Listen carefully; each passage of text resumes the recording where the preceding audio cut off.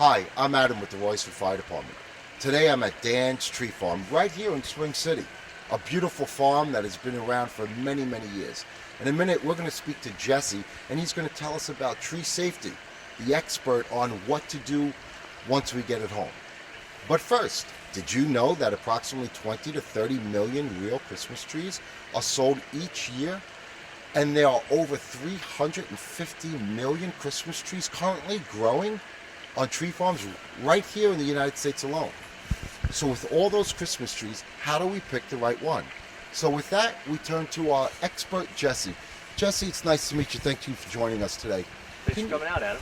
Can you tell us a little bit about Dan's Tree Farm, the location, and the history of it? Sure. Dan's Tree Farm has been here in Spring City since 1953. It's a long line of Dan's. We're actually 4 generations into Dan's. Being Jesse, I kind of stick out a little bit. Yeah, we've been here since 1953. We like to keep it old school. It's a beautiful feel down here. I think if you come down, you're going to find a lot of friendly faces, a beautiful brook. It's a great place to get family photos. Every year, so many families come out to get their annual photos here. Wow, that's great. I didn't even know that Dan's Trees was around that long. So you're really a good staple in the community during the holiday season.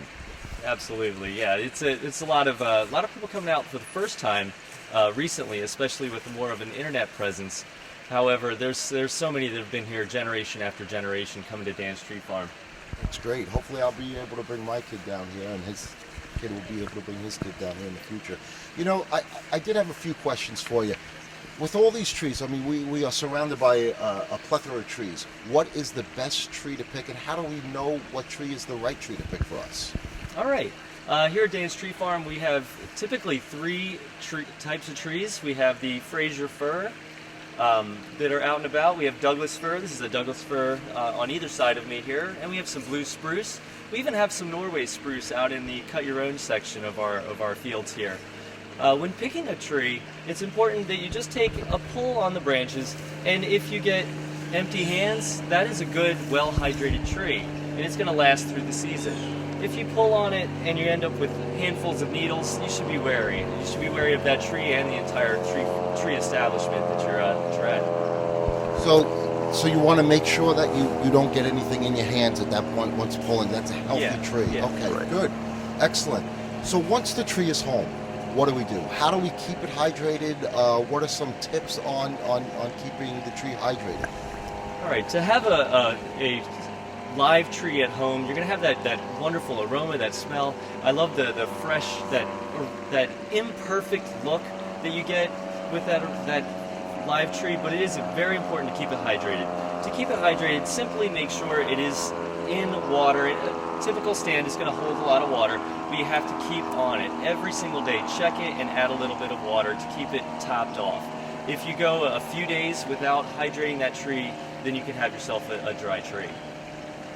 Wow, Jesse, thank you so much for taking the time and speaking with us today. While we've been here, we've been seeing people walking around, cars coming in and out, so I know you're very busy. I don't want to take up too much of your time, so thank you again for taking the time and giving us this valuable information on tree safety. So with that, we're going to go to Gary. Excuse me, Gary, the fresh tree smell, back at the station. Gary. So Adam, I think you need a little eggnog for your tickle in the throat. Yeah, I have a little tickle in my throat, that's right. I'm trying to get it out, but you know how live TV is here, so what was the question? So where is a good safety place to put a tree in your house? Jesse, Gary wanted to know, what do you do when the tree's home? What are some safe places to put a tree? Great question.